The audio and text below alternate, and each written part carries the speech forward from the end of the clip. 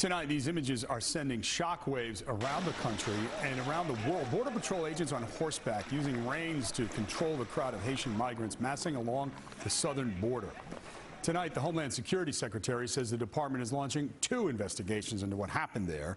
He also says monitors will start watching over this border crossing in Del Rio, Texas, 24/7. We are very troubled by what we have seen. We are going to let the investigation unfold very, very quickly, determine the facts, and then we will take the action that is appropriate based on those facts. The facts will drive the conduct that we employ to hold anyone accountable for a violation of our policies. The tri-state area, home to the second biggest Haitian community in the U.S., and these images certainly resonating with them. We spoke with New York Assemblymember Rodneyse Bichotte Hermelyn, who represents Flatbush. She's also the first Haitian-American woman elected in the city.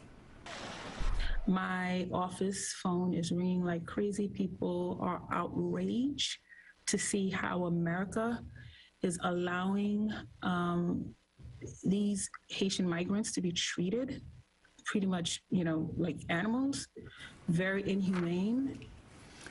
The Assembly member says she wants the evacuation flights to end. They are allowed under a rule called Title 42, which does call for extraordinary measures during a public health crisis. It was invoked when the pandemic began by President Trump.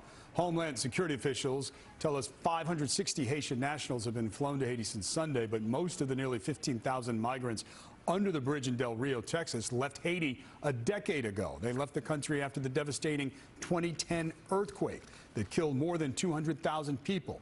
They built new lives in Chile and Brazil, but the pandemic, economic troubles, discrimination, and family ties pushed many of them to make a 4,000-mile journey for the U.S., making a dangerous trip to Panama and through the Darien Gap.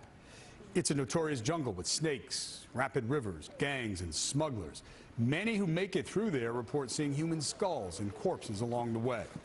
Eventually, they did make it to Mexico, where some applied for asylum and others headed for the U.S. Homeland Security officials say some Haitians will be allowed to stay, specifically families with children. But most will be flown back to Haiti, to a country they left years ago, now grappling with the aftermath of a second quake and the assassination of a president.